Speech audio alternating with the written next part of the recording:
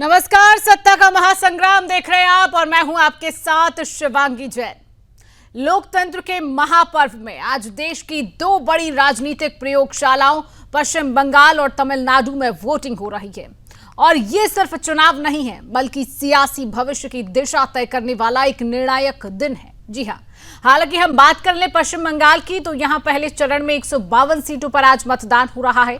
सुरक्षा के कड़े इंतजामात यहां पर किए गए हैं, लेकिन इसके बावजूद हिंसा और आरोप प्रत्यारोप की तस्वीरें भी सामने आ रही हैं। आसनसोल दक्षिण से भाजपा उम्मीदवार अग्निमित्रा पॉल की गाड़ी पर पथराव की घटना ने चुनावी माहौल को और गर्मा दिया है।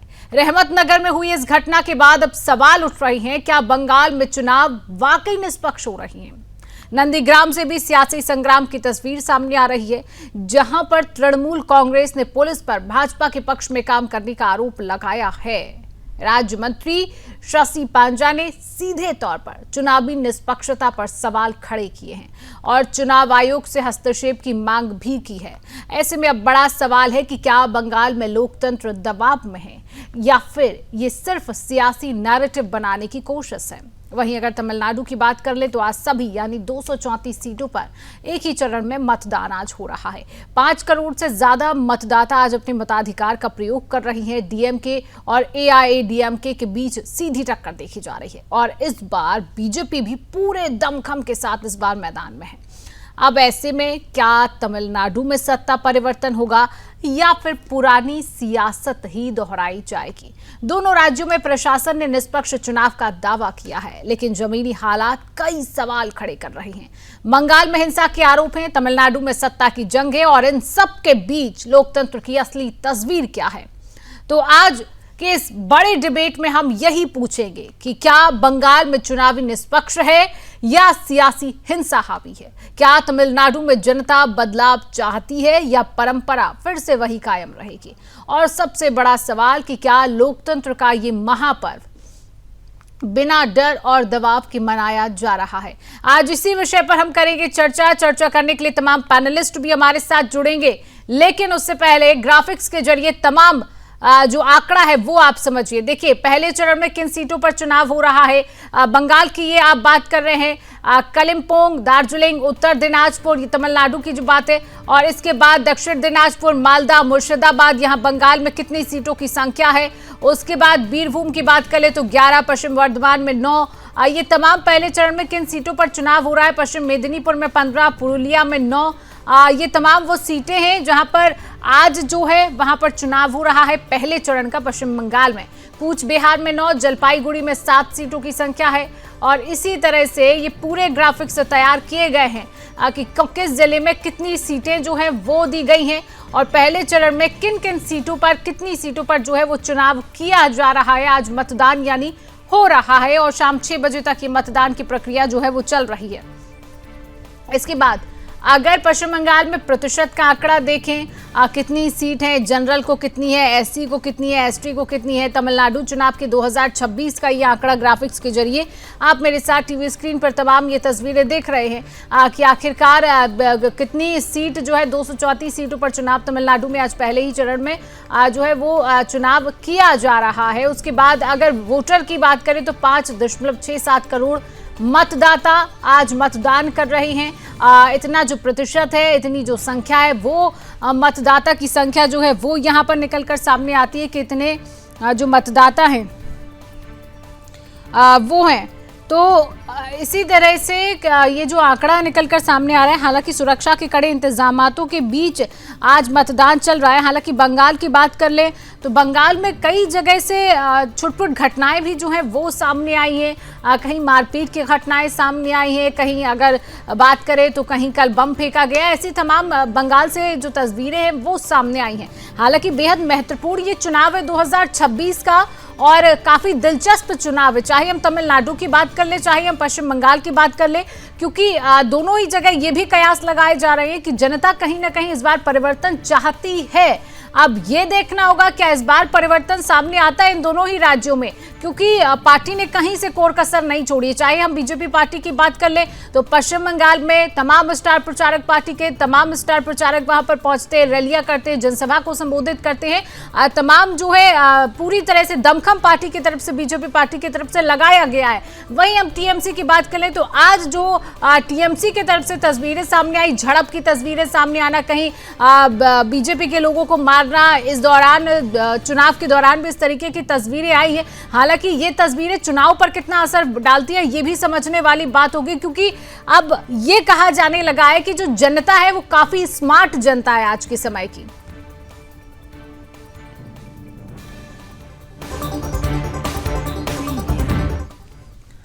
तो आज लोकतंत्र का महापर्व, आज मतदान हो रहा है और आज इसी विषय पर और भी हम चर्चा कर लेते हैं। चर्चा करने के लिए पैनलिस्ट हमारे साथ जुड़ चुका है। परिचय में आपसे करा देती हूँ। हमारे साथ बीजेपी पार्टी के प्रवक्ता कुशाल पांडे जी। कुशाल जी, बहुत बहुत स्वागत करती हूँ आपका सुदर्शन न्यूज में। हमारे साथ टीएमसी के प्रवक्ता दीपक सिंह जी हैं। दीपक जी, आपका बहुत बहुत स्वागत करती हूँ। और हमारे साथ राजनीतिक विश्लेषक कौशल सक्सेना जी है। कौशल जी, आपका बहुत बहुत स्वागत करती हूँ। तमाम जानकारी के साथ हमारे साथ संगीता झा, ब्यूरो चीफ, हमारे साथ तमाम जानकारी के साथ जुड़ी और न्यूज रूम से लाइव हमारे साथ मेरे सहयोगी सुयश कुमार, जो तमाम जानकारी आज के विषय पर देंगे। सबसे पहले चर्चा की शुरुआत संगीता आपके साथ ही कर लेती हूँ। देखिए, आपने इस पूरे चुनाव को कवर किया ग्राउंड जीरो पर रहकर। अभी भी मतदान चल रहा है, शाम 6 बजे तक मतदान होना है। लेकिन आज जो पश्चिम बंगाल से तस्वीरें सामने आई हैं, किसी दौड़ाकर मारने की, चाहे बीजेपी प्रत्याशी की मारने की तस्वीरें हो, चाहे तमाम तस्वीरें हो, कल जो तस्वीर आई कि बम फेंकने की तस्वीर हो, छुटपुट घटनाएं बंगाल में रही हैं आज भी वोटिंग के दौरान। कितना प्रभाव इस चुनाव पर ये तस्वीरें भी डालेंगी? क्योंकि देखिए, जनता कहा जाता है कि बेहद स्मार्ट जनता है आज की। संगीता। बिल्कुल शिवांगी, देखिए आज जो है 152 विधानसभा सीटों पर मतदान चल रहा है दोपहर 1 बजे तक, जहां हमने देखा कि 62.18% मतदान दर्ज किया गया। तो वहीं दूसरी ओर देखिए, जो ताजा जानकारी आ रही है उसके मुताबिक ये कहा जा रहा है कि अभी तक 78.77%, यानी कि एक तरह से अगर हम ये माने कि अभी तक 80% तक मतदान हो चुका है, यानी कि बम्पर वोटिंग जो है वो साफ देखा जा रहा है कि इस बार बंगाल में जो वोटर है वो रिकॉर्ड स्तर पर बाहर निकले हैं और चुनाव बेहद ही हाई वोल्टेज देखिए हो चुका है शिवांगी। और इन आंकड़ों से ये देखिए एकदम साफ है कि जंगल महल जो कि बेल्ट है, झाड़ग्राम, पश्चिमी जो मेदिनीपुर है, ये जो बेल्ट है ये सबसे ज्यादा आगे रहे। उत्तर बंगाल हो गया, उत्तर बंगाल भी जहां पर ये देखा गया कि मजबूत जो है वहां भी मतदान देखा गया।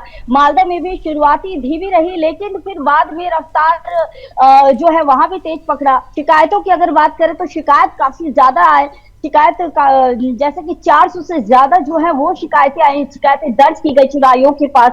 कई जगहों पर जो हिंसा की खबर वो निकलकर सामने आई, झड़प और गड़बड़ी की खबरें भी सामने आई, जहां की ये बोला गया कुछ जो मताधिकार है उन्होंने ये कहा कि वो वोट डालने के लिए गई हुई थी, लेकिन उसके पहले ही उसका वोट डल गया था। कूच बिहार में हमने देखा कि किस तरह से भीड़ को सुरक्षा बलों ने खदेड़ा। आसनसोल में बीजेपी उम्मीदवार की काफिले पर हमला हो जाता है। मुर्शिदाबाद में भी हमने झड़प देखी। कुमारगंज में हमने देखा कि बीजेपी प्रत्याशी के साथ किस तरह मारपीट की गई, गुस्से मारे गए, उसे कैसे कस के पकड़ लिया जाता है, मारा पीटा जाता है। जो उसका अंग रक्षक होता है वो उसे बचाने की कोशिश करता है।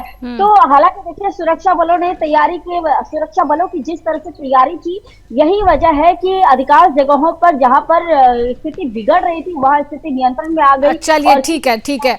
दीपक सिंह के पास जाना चाहेंगे। दीपक जी, देखिए, आपको क्या समझ आ रहा है क्या कि इस बार पश्चिम बंगाल में आपकी सरकार नहीं आ रही है, आप हार रहे हैं, ये लोग आप मान चुके हैं क्या इस तरीके का कि इस तरीके की घटनाएं पश्चिम बंगाल में चुनाव के दिन करवाएंगे कि बीजेपी प्रत्याशी को दौड़ाकर पीटना, आसनसोल में जो उम्मीदवार है उनकी कार पर हमला कर देना? शिवांगी जी, पहले तो मैं आपको नमस्कार करता हूं और मैं बोलना चाहता हूं कि ऐसा कुछ संभव नहीं है कि मेरी सरकार जा रही है, बीजेपी की आ रही है। और जो आप बोल रहे हैं ना कि झड़कम मच रहा है, बीजेपी पे आक्रमण हो रहा है, ये वो, तो एक्चुअली बीजेपी का ये पहले से ही एजेंडा रह चुका है कि हम लोगों को जातिवाद में लड़वाना है, उकसाना है, हिंदू मुस्लिम करवाना है। और ये लोग के पास एजेंडा क्या है? Nothing is agenda in West Bengal. अगर एजेंडा रहता तो वादा नहीं करते ये लोग का इरादा होता।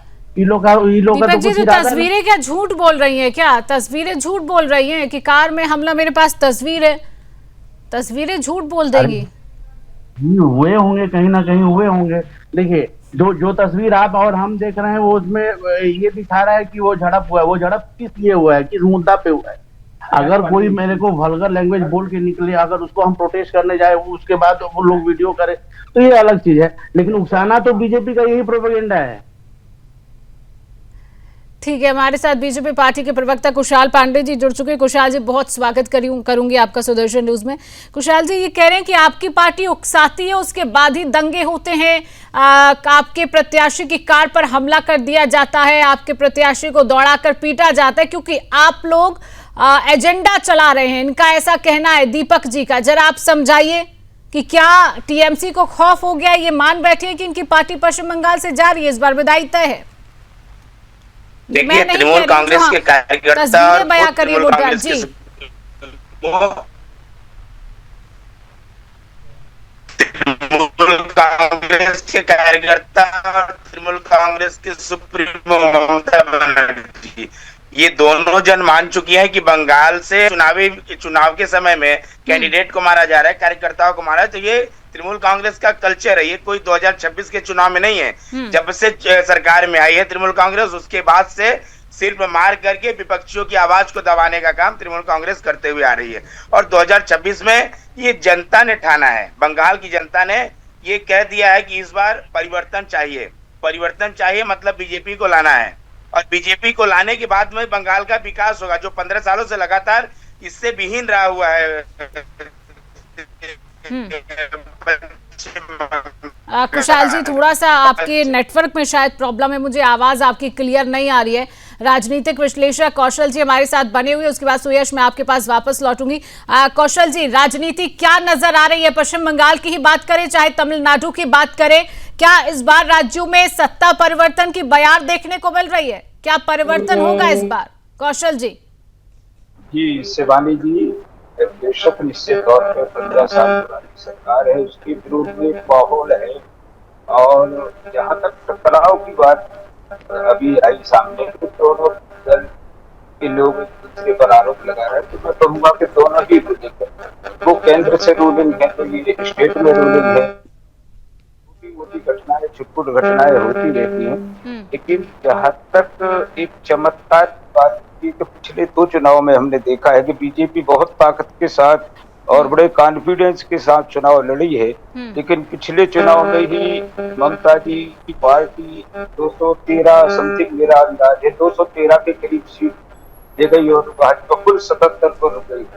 तो कहीं ना कहीं हम ये नहीं कह सकते कि सत्ता विरोधी लहर है, हमें लग रहा है। लेकिन अब पार्टी की अपनी क्या तैयारी है, किस तरीके से उन्होंने अपना मैनेजमेंट बनाया है, इस दृष्टि से पिछले चुनाव के हालात को देखते हुए तो ये चुनाव एक तरफा तो नहीं कह सकते हैं हम। फिर भी इस बार भाजपा के पक्ष में माहौल है और लग रहा है। लेकिन अब दीदी क्या चमत्कार कर देंगी, जो आप भी जानते हैं, हम सब जानते हैं। टीएमसी का अपना एक लंबा शासन का भी है, वहाँ के लोकल के जो अधिकारी कर्मचारी हैं वो भी प्रेशर में रहते हैं। इस दृष्टि से मेरा अनुमान ये कि चुनाव एक पक्षीय तो नहीं है। अंदाजा ये लगाया जा सकता है कि बीजेपी इस बार अच्छी टक्कर दे रही है। चलिए ठीक है, सुयश से और समझना चाहूंगी तमिलनाडु की तस्वीर। सुयश बताएंगे, सुयश क्या लग रहा है इस बार तमिलनाडु में? अभी भी मतदान चल रहा है, पहले ही चरण में सभी सीटों पर मतदान हो रहा है। क्या सत्ता परिवर्तन इस बार नजर आ रहा है तमिलनाडु में? क्योंकि बढ़ चढ़कर लोगों ने हिस्सा लिया है, बीजेपी पार्टी की चाहे हम बात कर ले चाहे डीएमके की बात कर ले, बीजेपी ने भी यहाँ पर कोई कोर कसर नहीं छोड़े। या फिर बदलाव नजर आ रहा है, या फिर वही दोहराई जाएगा? क्या लग रहा है सुयश? बात यह है कि बीजेपी ने अपनी पूरी ताकत झोंक दी है, चाहे पश्चिम बंगाल की बात करें चाहे तमिलनाडु की बात करें। लेकिन अगर हम तमिलनाडु को देखें तो तमिलनाडु का एक ट्रेंड रहा है कि वहां पर हिंसा मुक्त चुनाव देखने को मिलता है। आप देखिए कि बंगाल में किस तरीके से हिंसा देखने को मिल रही है, लेकिन तमिलनाडु में बड़ी शांतिपूर्वक तरीके से, अभी दोपहर 3 बजे तक की बात करूं जो आंकड़े सामने आए हैं तो 70% प्लस वोटिंग हो चुकी है। 2021 में जब चुनाव हुए तो तकरीबन 73.83% वोटिंग की गई थी। तो जो दौर और जो ट्रेंड बता रहा है वो बता रहा है कि कहीं ना कहीं जो अभी डीएमके प्लस कांग्रेस की सरकार है वो स्टैंड कर सकती है। लेकिन बीजेपी एक बहुत बड़ा दिमाग है। आमतौर पर यह कहा जाता है कि बड़े बल से नहीं बड़े बुद्धि से चुनाव जीता जाता है, और बीजेपी इस समय एक बड़े बुद्धि के रूप में काम कर रही है। सभी मशीनरी बीजेपी के पास जितनी है, बीजेपी अपनी पूरी ताकत के साथ तमिलनाडु में भी चुनाव लड़ रही है। लेकिन बीजेपी के लिए जो इस वक्त केंद्र बना हुआ है वो बंगाल बना हुआ है। आप देखिए किस तरीके से बंगाल में अमित शाह वहां पर पहुंचे हुए हैं और खुद बीजेपी के वॉर रूम में वे बैठ करके सुबह से सभी चीजों को देख रहे हैं कि कहीं कुछ होना। उन्होंने बयान भी दिया है कि यदि अगर जो हिंसा करते हैं सरकार आने के बाद उन लोगों को जमीन में गाड़ दिया जाएगा। तो आप देखिए कि बीजेपी पूरा फोकस बंगाल बनाए हुए है। हां, वहीं अगर हम बात करें डीएमके प्लस कांग्रेस की, अगर एआईडीएमके की तमिलनाडु में, तो एआईडीएमके बीजेपी के साथ आगे बढ़ने की कोशिश करती है और बीजेपी के साथ सरकार बनाने की कोशिश करती है। लेकिन एआईडीएमके जयललिता के पास आ जाती है, यानी कि जयललिता के ऊपर पहले आरोप लग चुके हैं। 2014 में जयललिता को जेल भी भेजा गया था, जिसके बाद एआईडीएमके का जो पूरा समीकरण था वो बिगड़ता चला गया। अगर हम बात करें उदयनिधि स्टालिन की, तो वो एक ऐसे नेता हैं जो बार बार हिंदुत्व के ऊपर जो है कमेंट करते हैं, हिंदुत्व को बदनाम करने की कोशिश करते हैं। तो बीजेपी ने इस बार, देखिए अगर मैं डीएमके की बात करूं तो जिस तरीके से विरोध एसआईआर का बंगाल में हुआ वैसा विरोध तमिलनाडु में नहीं हुआ। और यह बात बीजेपी भी कह रही थी कि तमिलनाडु में जो एसआईआर हो रहा है इसका विरोध डीएमके खुल करके सामने नहीं आ रही है। तो कहीं ना कहीं डीएमके को यह पता था, स्टालिन को यह पता था कि अगर हम इसका विरोध करते हैं तो हमें नुकसान हो सकता है। तो एसआईआर को उन्होंने होने दिया। लेकिन आने वाले समय में अब यह ट्रेंड क्या बनता है? क्या एआईडीएमके आने वाले समय में मजबूत स्थिति में आती है? क्योंकि उनके ऊपर पहले से ही लंबे भ्रष्टाचार के आरोप लगे हैं। ऐसा नहीं है कि डीएमके भी इससे अछूत है, डीएमके के ऊपर भी बहुत सारे आरोप लगते रहे हैं। लेकिन इस वक्त जिस तरीके से तमिलनाडु को आगे लेकर के जा रही है डीएमके प्लस कांग्रेस का गठबंधन सरकार, जो उसको लेकर के आगे जा रही है, डीएमके का साफ तौर पर कहना है कि हमने तमिलनाडु को नई ऊंचाइयों पर पहुंचाया है। अब देखना होगा कि आने वाले समय में शाम तक जब पूरा वोटिंग परसेंटेज निकल करके आता है तो किसकी सरकार बनते हुए दिखाई देती है, और जो ट्रेंड होंगे वो बहुत ज्यादा साफ होंगे। चलिए ठीक है, हमारे साथ बीजेपी पार्टी के प्रवक्ता भी है, उनसे एक बार थोड़ा सा समझना चाहूंगी। कुशाल जी, अगर आपकी पार्टी पश्चिम बंगाल में सत्ता में आ जाती है तो क्या आप ये मानेंगे कि एसआईआर जो बंगाल में हुआ है उसका श्रेय है? क्योंकि एसआईआर में बहुत वोटर्स ऐसे हैं जो काटे गए हैं। एसआईआर जिस तरीके से पश्चिम बंगाल में किया गया, हालांकि टीएमसी ने इसका पूरा विरोध किया था बंगाल में, तो कहीं ना कहीं एसआईआर का एक बड़ा फायदा आपको बंगाल में मिलेगा अगर आपकी पार्टी सत्ता में आएगी तो। कुशाल जी,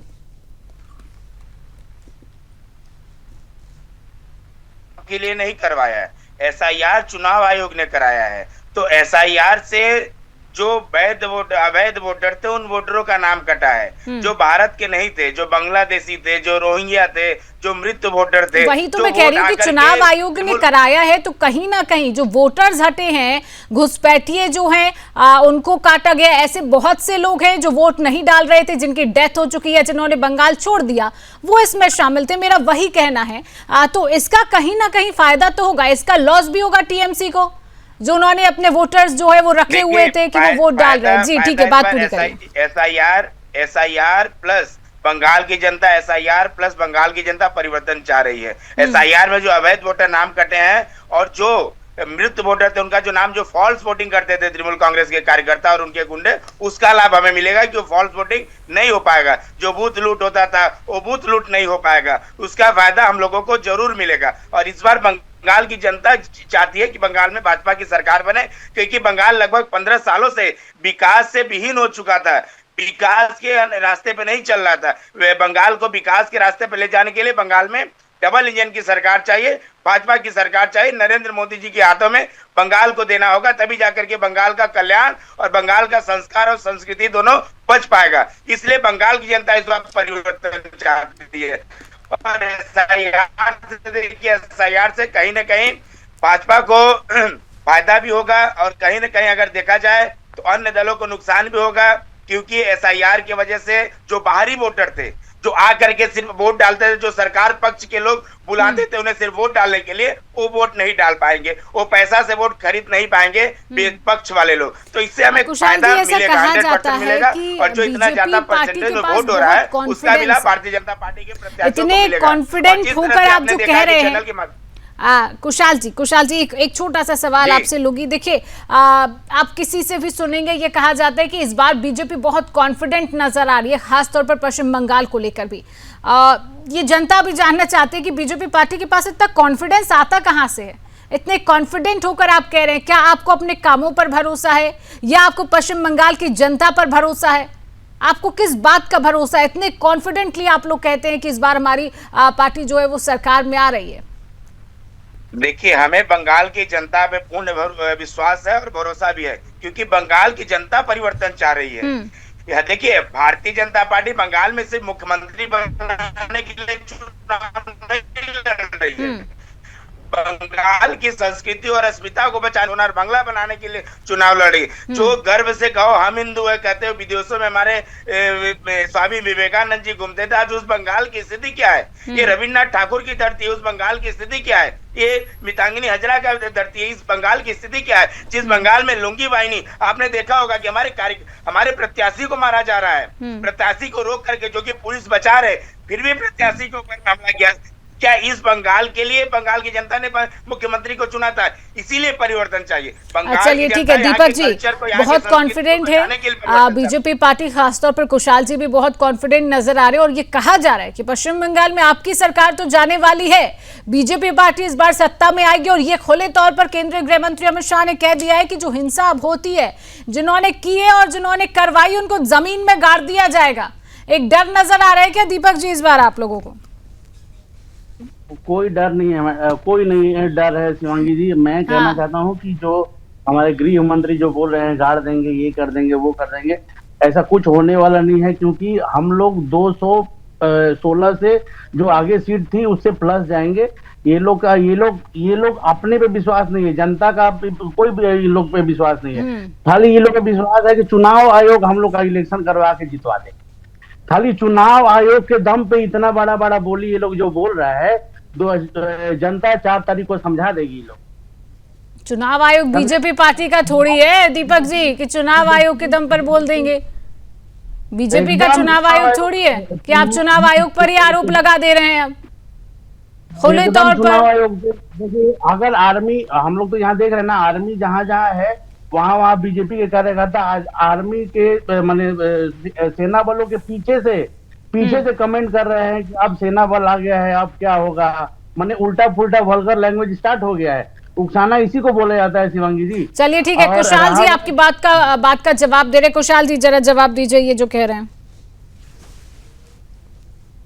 पहली एक राजनीतिक पार्टी है तृणमूल कांग्रेस, जो पहली बार इतिहास गवाह है 74 सीटिंग एमएलए का टिकट काटा। किसने? तृणमूल कांग्रेस ने। क्यों काटा? क्योंकि उन्होंने काम नहीं किया था। काम इनके 294 सीटों के विधायक ने काम नहीं किया था, लेकिन 74 लोगों को इन्होंने टिकट नहीं दिया। मुझसे उससे कोई मतलब नहीं है। लेकिन ये जो कह रहे हैं कि हम चुनाव आयोग के भरोसे चुनाव लड़ रहे हैं, तो मैंने बता देना चाहता हूं कि आप 33% पर चुनाव लड़ रहे हैं, क्योंकि 2011 के बाद लगातार मुस्लिम तुष्टीकरण की राजनीति आप पश्चिम बंगाल में कर रहे हैं। आपको मालूम है कि उस 30% वोट हमें मिलेगा, लेकिन आपको मैं इस चैनल के माध्यम से बता देना चाहता हूं कि 30% से बड़ा होता है 70%। 70% जनता इस बार भाजपा के साथ है और भाजपा की सरकार, डबल इंजन की सरकार पश्चिम बंगाल में बनने वाली है। इसलिए क्योंकि देखिए, मुख्यमंत्री ने एक सभा में कहा कि तृणमूल रही तो फिर मुलाकात होगी, इस राज्य में फूल खिलेगा। फिर उन्होंने कहा जोड़ा फूल। मैं तृणमूल कांग्रेस के प्रवक्ता से पूछना चाहूंगा कि एक जोड़ा फूल का बगान हमें दिखा दे, एक पेड़ मुझे दिखा दे, मैं आज राजनीति से संन्यास ले लूंगा। जोड़ा कोई फूल ही नहीं है। फूल है तो कमल का फूल है, जो बंगाल में इतना कीचड़ हो चुका है, उस कीचड़ में सिर्फ और सिर्फ कमल का फूल खिलता है। चलिए ठीक है, सुयश बताएंगे। सुयश, बंगाल पर एक नजर डालेंगे। बंगाल में इतना कीचड़ है कि कमल खिलने की इस बार जरूरत है, क्या कहेंगे सुयश? लग रहा है क्या, क्योंकि इस बार अगर वोटिंग प्रतिशत देखा जाए तो पिछली दफा से कई गुना ज्यादा बंगाल में इस बार वोट हुआ है, क्या लग रहा है? परिवर्तन नजर आ रहा है? क्योंकि कहा जा रहा है कि बंगाल में जो है कीचड़ बहुत है और फूल खिलेगा। सुयश, देखिए, बीजेपी की अगर बात करें तो बीजेपी ने पूरी जान लगा करके इस बार चुनाव लड़ा है। लेकिन सबसे बड़ी बात सबसे पहले करते हैं, जिसका जिक्र आपने भी किया है कि वोटिंग परसेंटेज, वोटिंग टर्नआउट बहुत तेजी से आगे बढ़ा है। सुबह 11 बजे तकरीबन 42% हो गया था, 3 बजे जो है कि वो 75% के लगभग पहुंचा है और अभी जो है कि 85% के ऊपर भी जा सकता है, क्योंकि अब जो शाम के समय लोग निकलते हैं वोट डालने के लिए, क्योंकि धूप इतनी ज्यादा थी, तो अब ये जो लाइन में लगे हुए हैं ये धीरे धीरे लोग 7 बजे तक 8 बजे तक वोट डालते रहते हैं। इलेक्शन कमीशन इसकी अनुमति देता है। लेकिन जिस बात को आपने पूछा है कि क्या बीजेपी इस बार सत्ता में आ रही है, तो देखिए ये बात पूरी तरीके से साफ है कि बीजेपी इस बार बंगाल में मजबूत और स्पष्ट मजबूती के साथ अपनी स्थिति को दर्ज कराने जा रही है। हम चुनाव से पहले ये नहीं बता सकते हैं कभी भी कि किसकी सरकार बनेगी, हम केवल अनुमान लगा सकते हैं। और अनुमान के तहत अगर देखा जाए तो बीजेपी मजबूत स्थिति में दिखाई दे रही है, क्योंकि यह बात सही है। क्योंकि चाहे अगर हम रेप की घटनाओं की बात करें, चाहे वहां पर किसानों की घटनाओं की बात करें, चाहे हम एसआईआर को लेकर के बात करें, चाहे हम वहां घुसपैठियों को लेकर के बात करें, चाहे वहां पर जिस तरीके से हिंदुओं का मुद्दा बीजेपी की तरफ से उठाया गया उसकी बात करें, गुंडागर्दी जिस तरीके से टीएमसी के द्वारा, देखिए आज भी दिन भर देखने को मिला है कहीं ना कहीं टीएमसी के लोग जुड़े हुए जो थे वो बीजेपी के कार्यकर्ताओं के ऊपर, बूथ एजेंट्स के ऊपर, पुलिस वालों के ऊपर, सैनिक अर्धसैनिक बलों के ऊपर हमला कर रहे थे। लेकिन इन सब में से सबसे अच्छी बात यह है कि वोटिंग परसेंटेज खूब तेजी से आगे बढ़ रहा है, लोग बाहर निकल रहे हैं। पहले बाहर इसलिए नहीं निकलते थे क्योंकि शायद इस बात का डर रहता था कि यदि बाहर निकलेंगे और टीएमसी अगर सत्ता में आती है तो फिर आने वाले समय में जिन्होंने वोट दिया है बीजेपी को उनको खतरा हो सकता है। लेकिन जिस तरीके से इस बार सीएपीएफ अर्धसैनिक बलों को तैनात किया गया है तो शायद जनता ने यह समझा कि अब हम सुरक्षित हैं और इस कीचड़ में शायद हम आगे निकल करके अगर वोट देंगे तो कुछ अच्छा हो सकता है। अब देखना होगा कि 4 मई को यही तस्वीर है, 4 तारीख को ये तस्वीर स्पष्ट हो जाएगी और हमें देखना होगा कि क्या सच में बंगाल में कमल खिलता है या फिर सत्ता दोहराई जाती है, ये तो वक्त बताएगा। बस 4 तारीख तक का और इंतजार हमें करना होगा। फिलहाल समय का अभाव है। आप सभी पैनलिस्ट मेरे साथ जुड़े, आप सभी ने समय दिया, आप सभी का हमारे साथ जुड़ने के लिए, समय देने के लिए आप सभी का बहुत बहुत धन्यवाद। तो देखिए आज मतदान हो रहा है, लोकतंत्र का महापर्व है। तमिलनाडु और पश्चिम बंगाल में मतदान चल रहा है, शाम 6 बजे तक ये चलेगा और तमाम अपनी अपनी पार्टी अपने अपने दावे और वादे के साथ यही दावा कर रहे हैं कि उनकी ही पार्टी सत्ता में इस बार आएगी। लेकिन ये अब वक्त बताएगा कि आखिरकार किसकी पार्टी सत्ता में आती है, सत्ता परिवर्तन होता है या फिर पार्टी दोहराई जाती है, इतिहास दोहराया जाता है। क्या कुछ देखने को मिलेगा 4 तारीख को, ये तस्वीर जो है वो स्पष्ट हो जाएगी। लेकिन फिलहाल के लिए समय का अभाव है। आज की इस खास चर्चा में इतना ही। देश और दुनिया की तमाम खबरों को जानने के लिए आप देखते रहिए सुदर्शन न्यूज।